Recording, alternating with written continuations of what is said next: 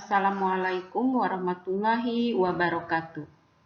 Pada pertemuan kali ini kita akan membuktikan hukum Mendel ya, kebenaran hukum Mendel melalui teori kromosom ya.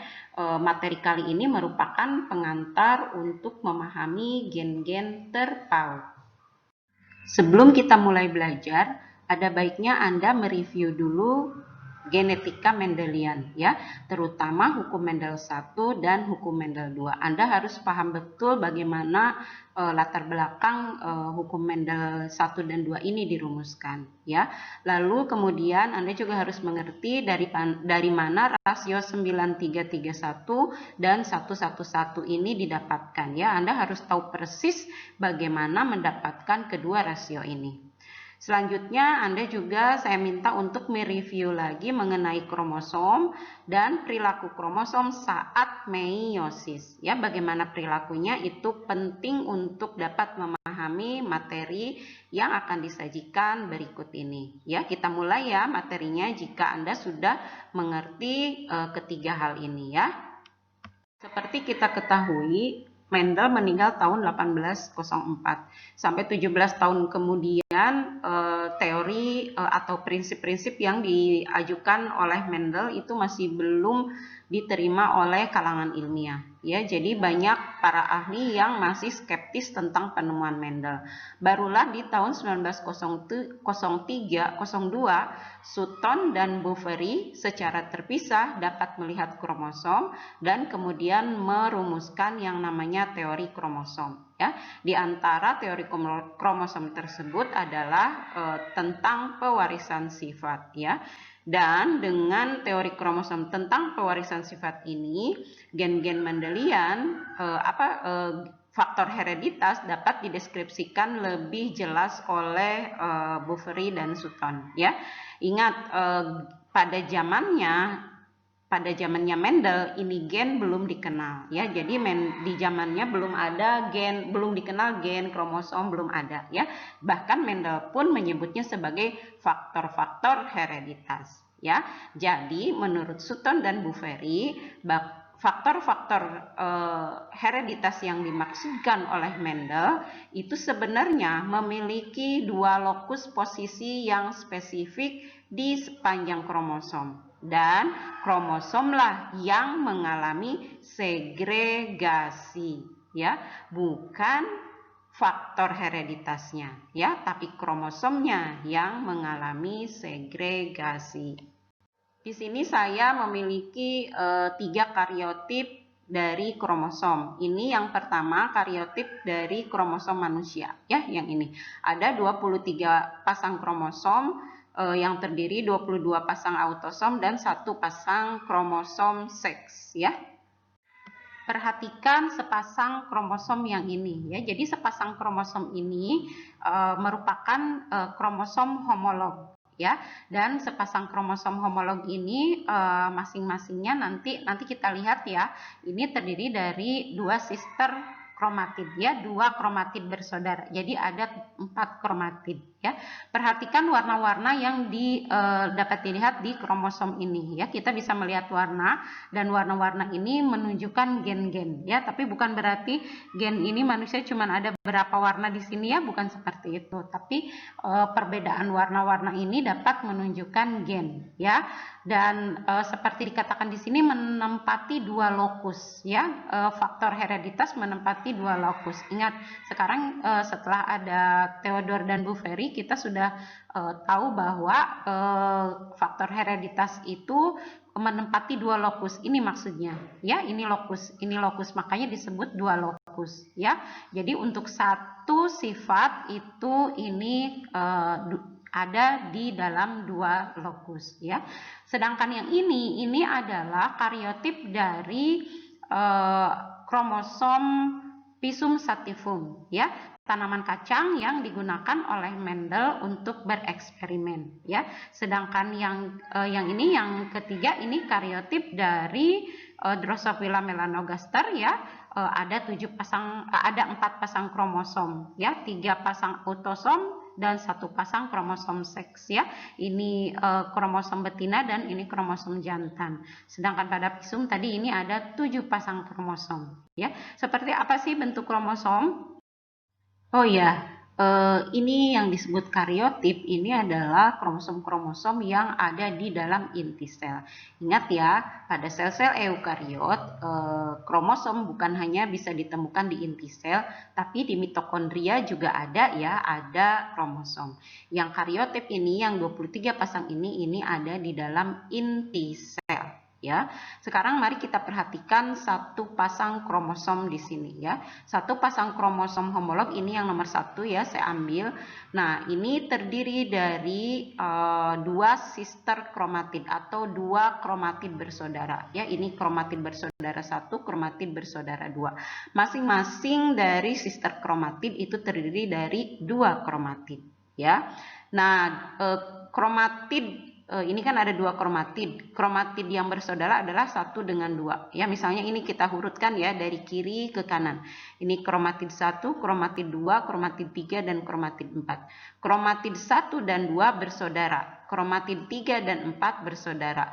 2 dengan 3 tidak bersaudara. Ya, jadi persaudaraan kromatid ini hanya yang terikat oleh sentromer. Ya, nah sekarang apa sebenarnya kromatid? Nah, mari kita lihat ini ya, satu kromatid bersaudara ini saya pindahkan ke sini ya. Jadi ini adalah kromatid bersaudara yang diikat oleh sentromer ya. Sekarang perhatikan di sini ya. Kromatid itu ternyata berupa benang-benang yang ditumpuk-tumpuk yang melilit-lilit ya.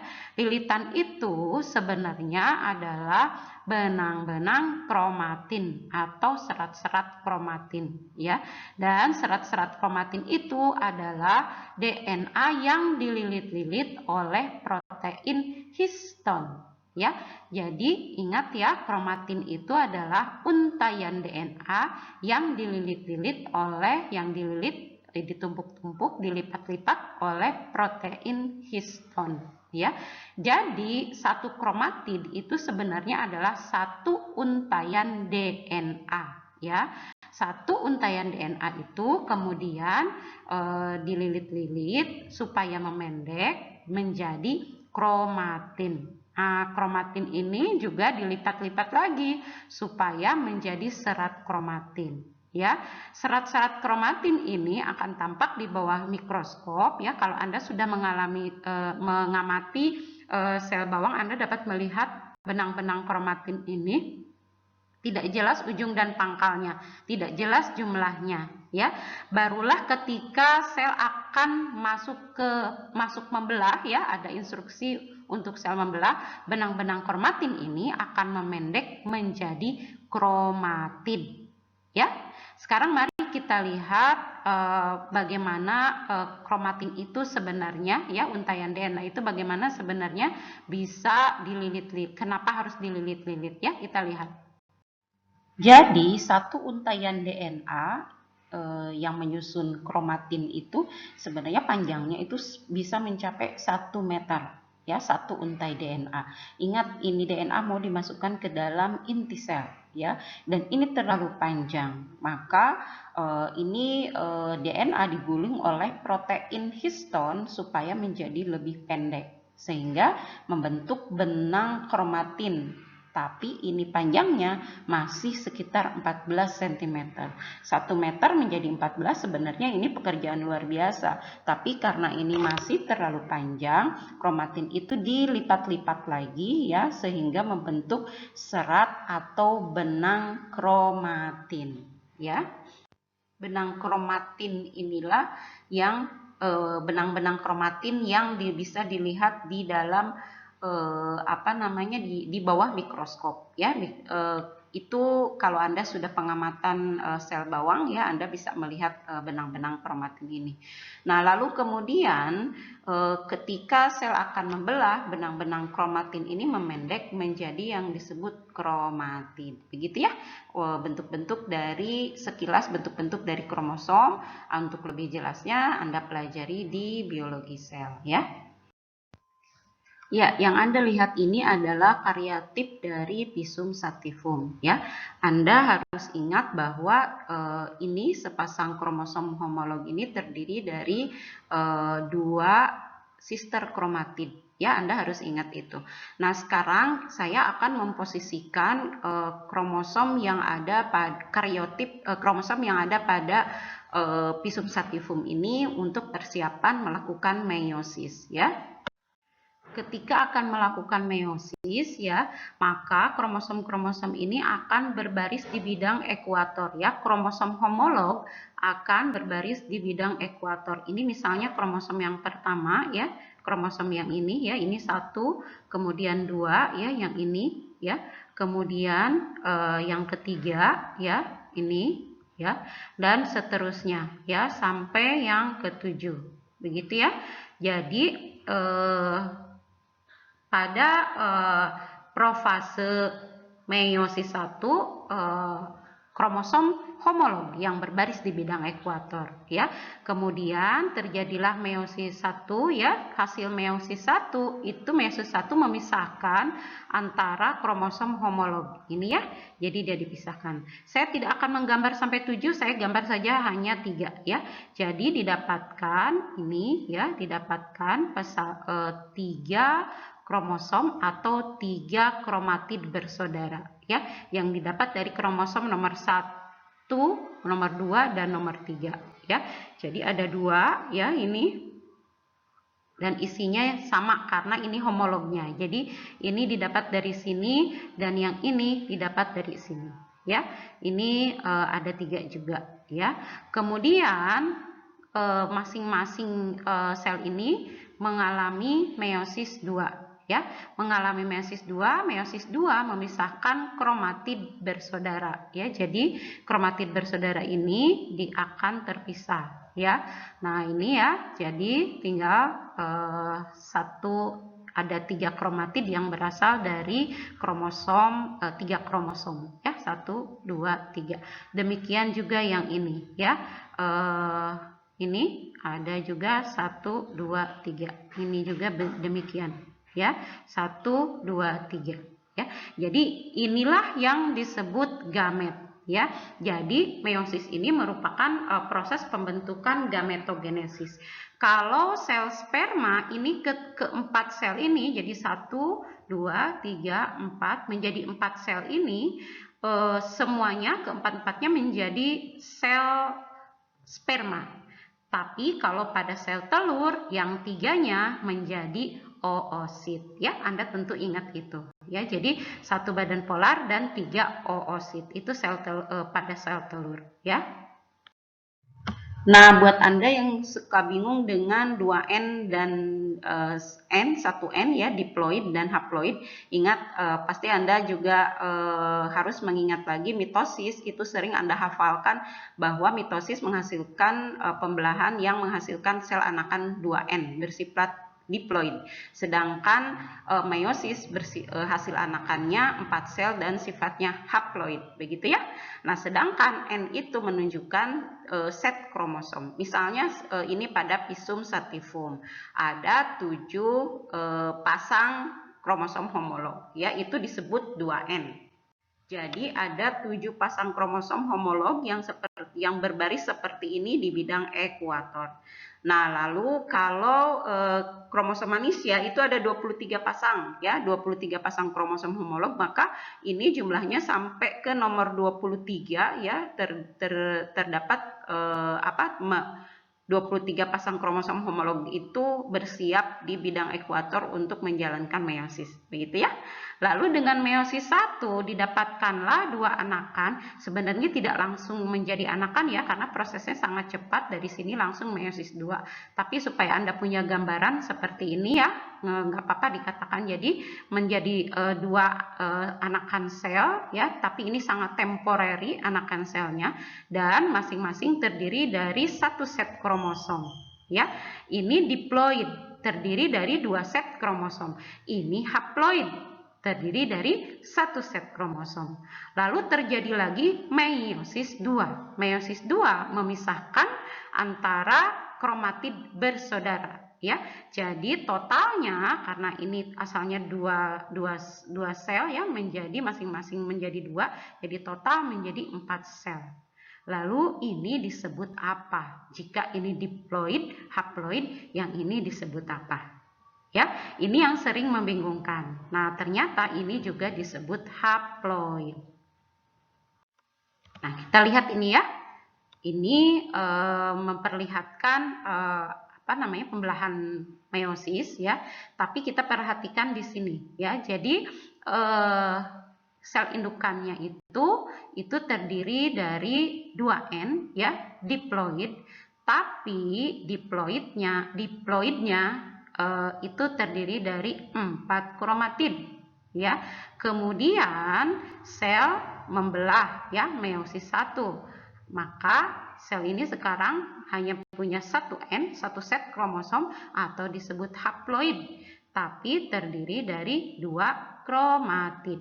Ya, kemudian sel tersebut mengalami meiosis 2 masing-masingnya ya, dan memisahkan kromatid bersaudara ini, sehingga masing-masing ini terdiri dari hanya 1 kromatid ya, hanya 1 set kromosom ya. Ini disebut haploid juga, tapi haploid dengan 1 kromatid.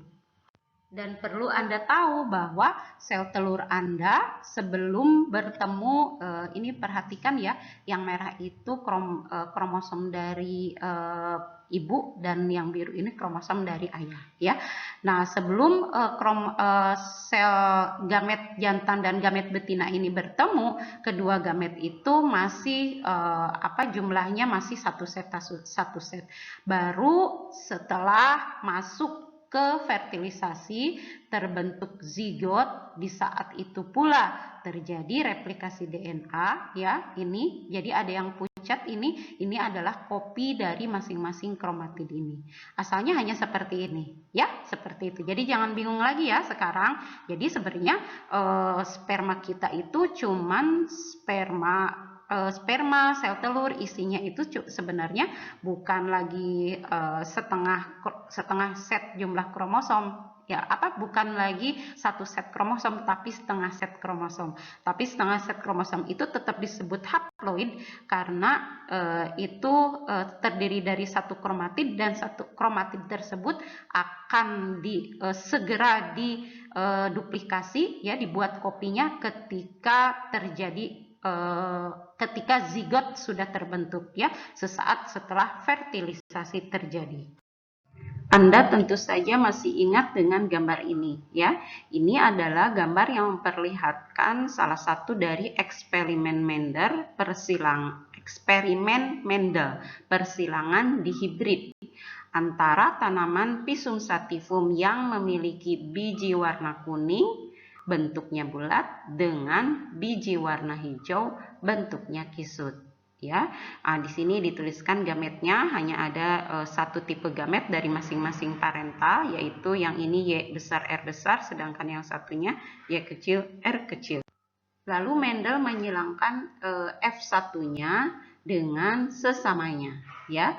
Lalu eksperimen ini dibuat oleh Mendel untuk membuktikan, untuk menguji hipotesis, 2 hipotesis ya, yaitu yang pertama hipotesis dependent assortment atau pemilihan tidak bebas, atau dengan kata lain tidak dipilih ya, dan terikat ya, tidak dipilih dan terikat.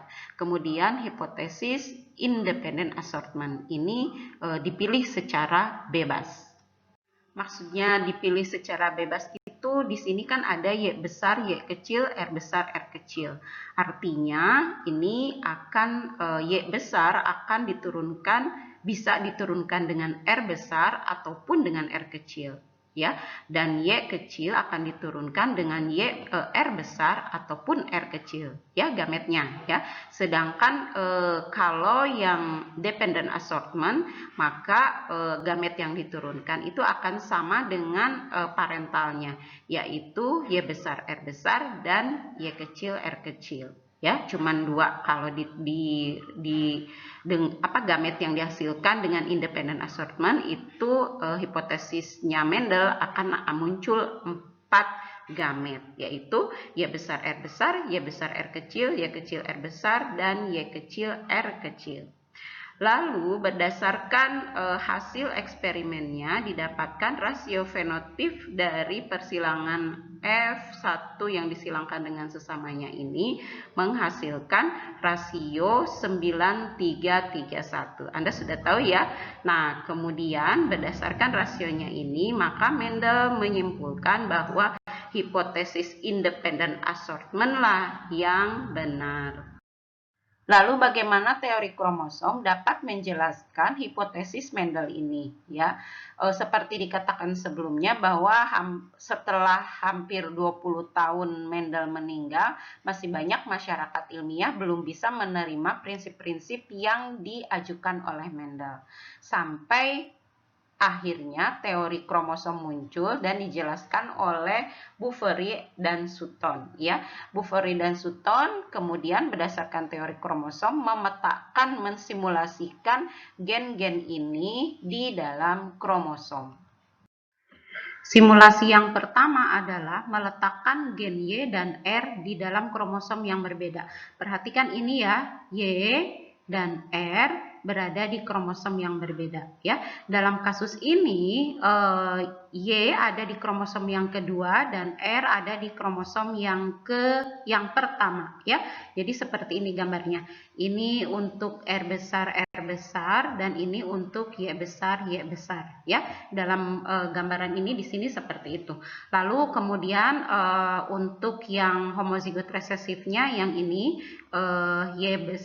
R kecil dan Y kecil ya dipisahkan, gennya diletakkan dalam kromosom yang berbeda. Lalu didapatkanlah gametnya, ya, gamet dari indukan yang pertama ini itu hanya satu jenis, ya, jadi probabilitasnya pasti gametnya ini R besar dan Y besar. Demikian juga untuk yang homozigot resesif, ya, cuman 100% pasti ini tipe gametnya, ya. Kemudian pertemuan kedua gamet ini menghasilkan F1, ya. Pertemuannya tentu saja melalui fertilisasi, ya, dan kemudian akan menjadi F1, ya. Individu F1 ini yaitu Y besar Y kecil, R besar R kecil, ya, yang ini, ya. Jadi Y besar Y kecil, R besar R kecil, ini individunya. Nah, kalau kita gambar sebenarnya Y besar Y kecilnya adalah posisinya seperti ini. Jadi F1-nya itu posisinya ini dari ayah, ya, dari parental 1 dan ini dari parental yang kedua, ya. Jadi sebenarnya kalau dilihat dari posisinya seperti ini, ya, ini hasil pemetaannya. Tapi rupanya posisi ini tidak mutlak, ya. Jadi ada kemungkinan posisi yang lainnya, ya. Perhatikan gambar berikut. Nah, jadi kan sebenarnya posisi di kromosomnya itu tadi ini R besar, kemudian ini R kecil, ya. Kemudian ini Y besar dan Y kecilnya ada di sebelah kanan. Begini, ya. Jadi asalnya seperti ini. Kalau kita melihat bagaimana gamet ini diturunkan. Tapi berdasarkan teori kromosom bahwa gen-gen ini posisinya bisa berkebalikan, ya. Jadi Y kecil ini bisa pindah di kanan atau yang kromosom ini yang ada di kiri, ya, seperti itu. Dan ini terjadi karena sebenarnya ketika sel sedang beristirahat, ingat bahwa kromosom-kromosom itu semuanya posisinya belum berbaris, ya, beracak lagi, ya. Nah, itu ketika akan melakukan meiosis barulah mereka bergandengan, ya, dengan pasangan homolognya, ya. Dan ketika bergandengan itu posisinya ini bisa berkebalikan. Jadi kemungkinan ini berkebalikan probabilitasnya itu sama besar, yaitu 50-50, ya. Jadi posisinya bisa seperti ini. Misalnya ini R besar, kemudian ini Y besar, sedangkan yang ini R kecil dan Y kecil. Sedangkan posisi yang kedua ini R besar dan di bawahnya ini adalah Y kecil. Dan di sini ini R kecil, sedangkan di bawahnya adalah Y besar, ya. Jadi bisa tertukar seperti itu, ya. Sehingga berdasarkan teori kromosom juga bahwa pada akhirnya kemungkinan dari sel itu gamet yang dibentuk dari sel induk ini adalah ada 4 tipe gamet, ya. Dan ini kombinasinya, ya, seperti ini. Jadi ini seluruhnya dari ayah, ya, kemudian dari parental 1, kemudian ini seluruhnya dari parental yang kedua, ya, dan sedangkan yang ini kombinasi di antara keduanya, ya. Sekarang kita akan kembali lagi ke bagan yang sebelumnya, ya. Nah, kita kembali ke sini, ya. Nah, jadi ini posisinya berkebalikan, ya, ada di sini, ya, posisinya berkebalikan, ya, 50-50, sehingga didapatkan 4 tipe gamet. Yang pertama ini R besar, Y besar, kemudian R kecil, Y kecil, kemudian R kecil, Y besar, dan R besar, Y kecil, ya. Ini tentu saja pada akhirnya akan disilangkan. Oh ya, ini baru meiosis 1, ya, kemudian akan terjadi, oh ini sudah meiosis 2.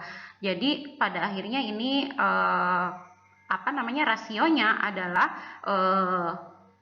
jumlahnya sama, yaitu 1:1:1:1, ya. Jadi 1 dari 4 bagian akan mendapatkan gamet yang seperti ini, ya. 1 dari 4 bagian, 1 dari 4 bagian, kemudian jadi 25%, ya, begitu. Nah, sekarang keempat gamet ini, ya, keempat gamet ini 1, 2, 3, 4 disilangkan dengan sesamanya, ya. Berarti ini yang akan terbentuk yang 16 di dalam kotak yang tadi, ya. Silakan Anda lihat lagi kotaknya, ya.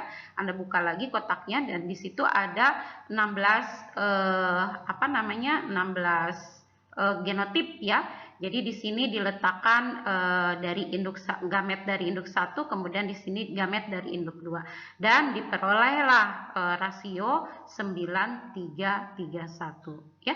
Di sini jumlah 9331-nya ini tidak dituliskan dalam bentuk bulatan-bulatan kromosom ini, ya. Mungkin ini akan jadi sebaiknya jadi tugas Anda, ya, untuk mengerjakan ini.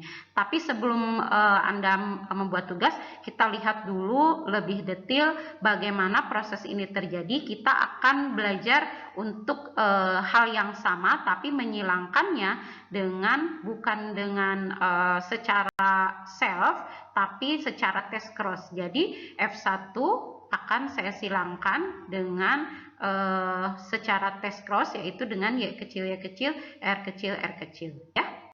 Nah, sekarang kita akan menggambar persilangan di hibrid, ya, untuk membuktikan independent assortment dengan menggunakan teori kromosom, ya. Tapi F1-nya diuji secara test cross, yang sebelumnya secara self, ya.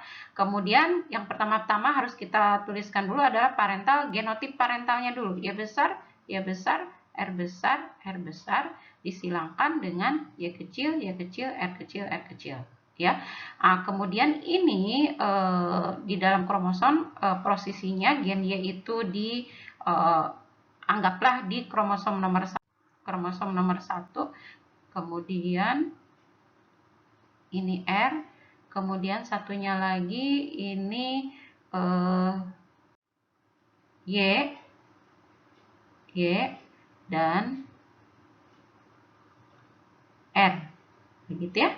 Disilangkan juga dengan Y kecil, Y kecil, R kecil, R kecil, saya pakai warna lain, ya.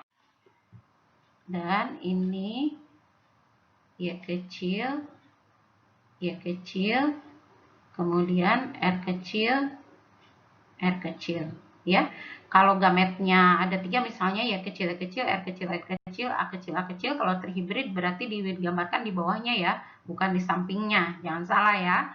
Nah, lalu kemudian ini kita tuliskan gametnya. Ini gametnya berarti Y dan R. Kita ikuti dulu sesuai teori, ya. Kalau gamet itu haploid tapi satu kromatin, ya. Kemudian yang homozigot dominannya adalah ini, ya, ini gametnya, oh salah, Y besar. Y besar, R besar. Ini gamet, ya. Gamet. Nah, sekarang supaya enggak salah ya, kita kotakin ya ini. Nah, ini juga kita beri kotak ya. Berarti ini maksudnya di dalam sel, ya. Nah, sekarang yang ini gamet-gamet ini kemudian akan bertemu, akan berfertilisasi membentuk F1 ya. Jadi ini F1-nya Y,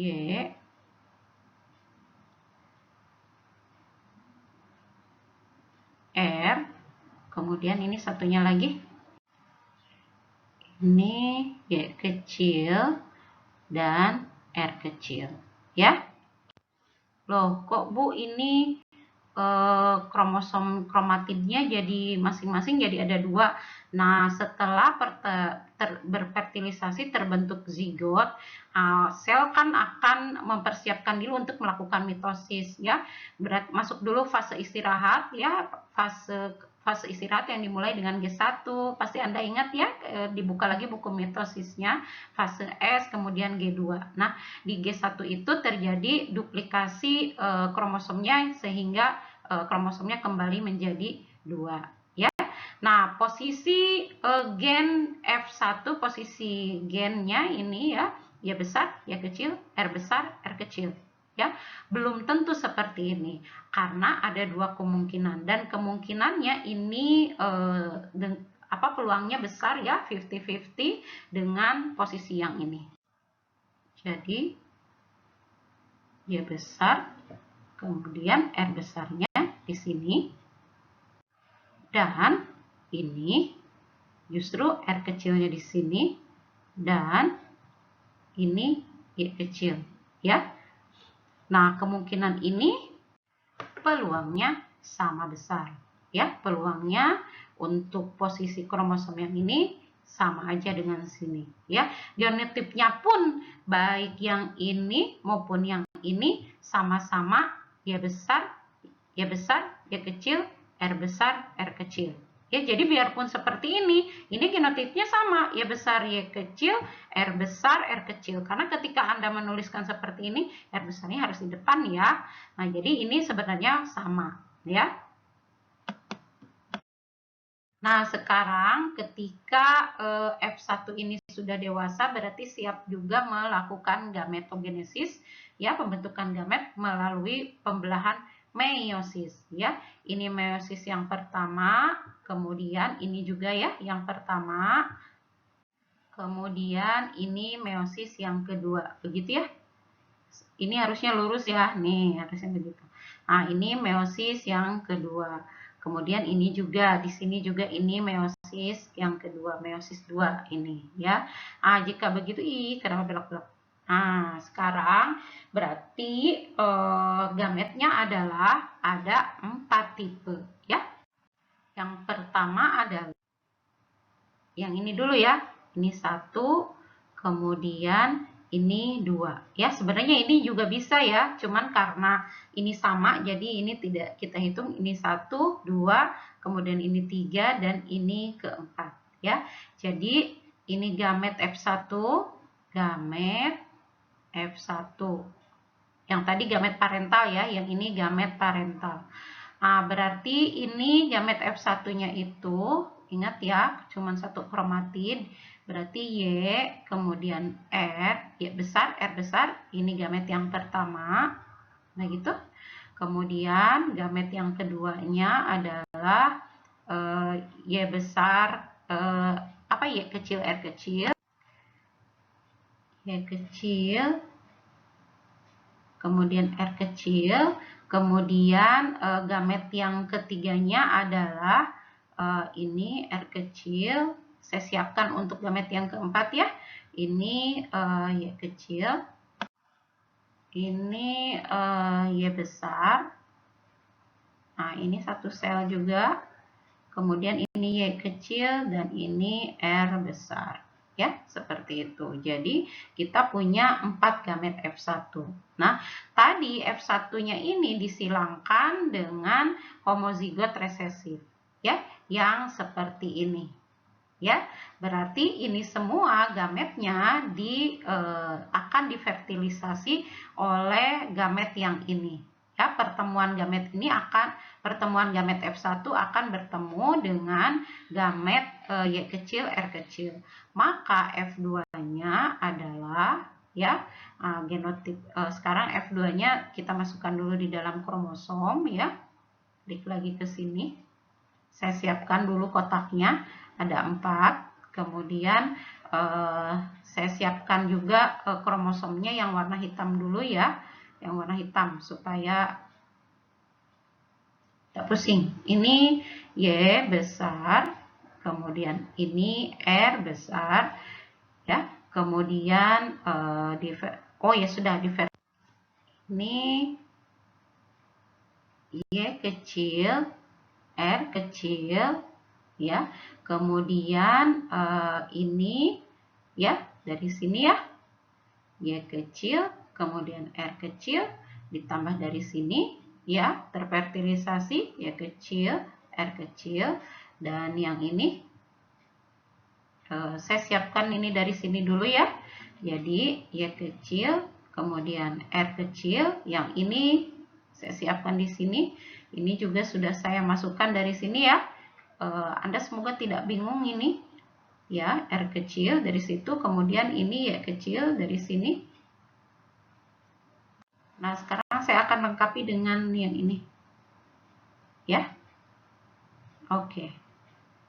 Nah, jadi posisinya seperti ini. Jadi F2-nya ini ya. Ini jika F1 yang ini disilangkan dengan Y kecil, Y kecil, R kecil, R kecil. Disilangkan secara test cross. Maka rasionya, rasio genotipnya itu, rasio genotip dulu ya. Rasio genotip F2 adalah, tetap aja genotipnya 1, Y besar, Y kecil, ya, R besar, R kecil. Yang ini. Sekarang yang ini lagi. 1, Y kecil, Y kecil, R kecil, R kecil. Berbanding sekarang yang ini 1, Y besar, Y kecil, R kecil, R kecil, dan 1, Y kecil, Y kecil, R besar, R kecil. Ya. Bagaimana dengan rasio fenotipnya? Rasio fenotipnya ya sebenarnya Anda sudah tahu ya ini, bahwa ini adalah satu, saya singkat ya, kuning kubu ya, kuning bulat ya, kemudian 1 hijau kisut ya, kemudian ini kuning bulat, hijau kisut, ini kuning kisut, dan satu lagi ini hijau, satu ya, 1 hijau bulat, begitu ya, hijau bulat ya. Oh iya, ada yang lupa. Jadi setelah terbentuk zigot ini, masing-masing kromatid ini akan menjadi kromatid bersaudara ya, berduplikasi menjadi kromatid bersaudara. Jadi ini sudah langsung terdapat kromosom yang lengkap haploid seperti induknya ya, seperti ini. Oke. Tinggal yang hitamnya ini.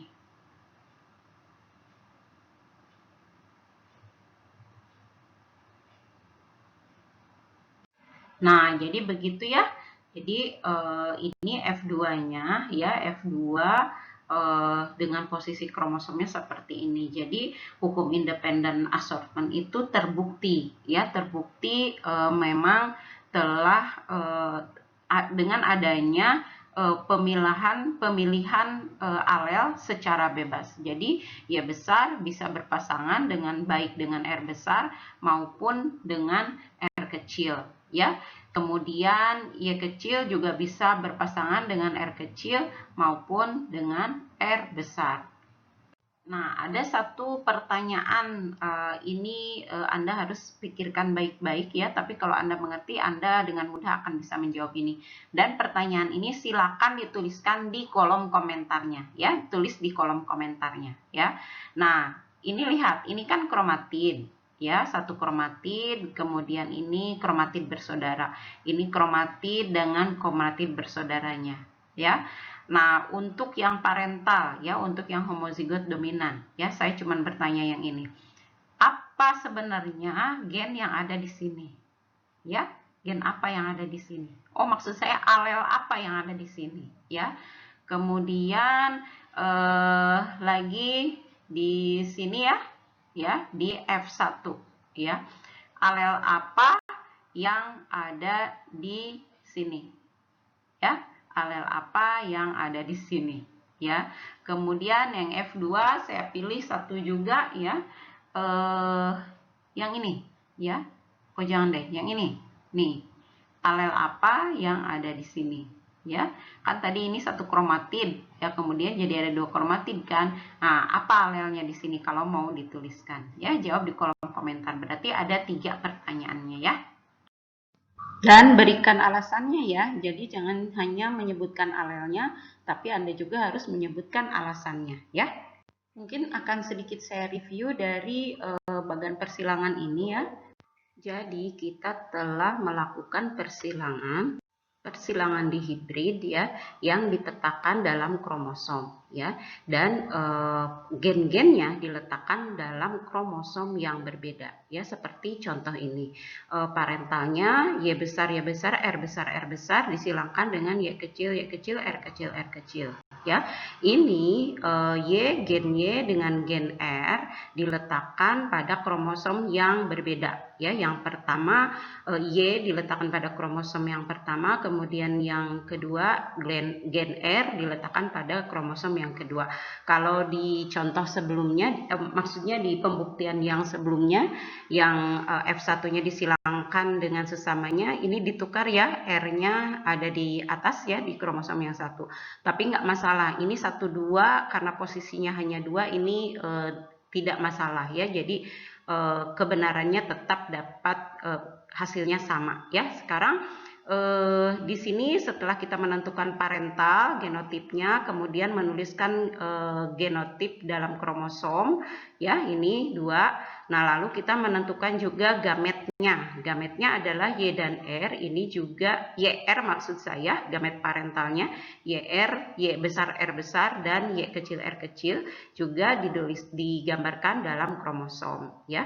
Kemudian gamet ini dipertemukan ya menjadi zigot Y besar Y kecil R besar R kecil ya, dan posisinya juga digambarkan dalam kromosom.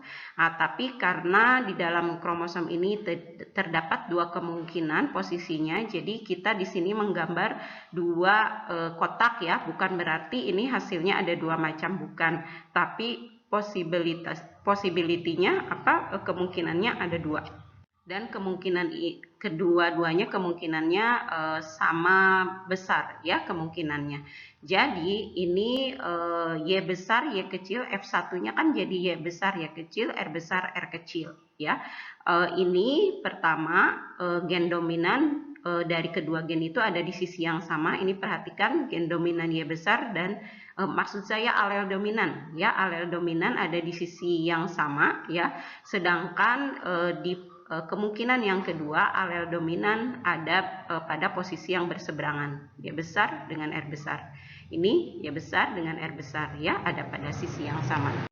Jadi berdasarkan 2 kemungkinan Y besar Y kecil R besar R kecil yang dipetakan di dalam kromosom ini, maka didapatkanlah 4 gamet. Ya, 4 gamet itu yaitu Y besar R besar, Y kecil R kecil, Y besar R kecil, dan Y kecil R besar. Ya, pada bagian ini kita sedang mencoba mengujikan F1 yang diujikan secara test cross atau F1 ini Y besar Y kecil R besar R kecil disilangkan dengan Y kecil R kecil R kecil ya, dengan homozigot resesif untuk kedua sifat.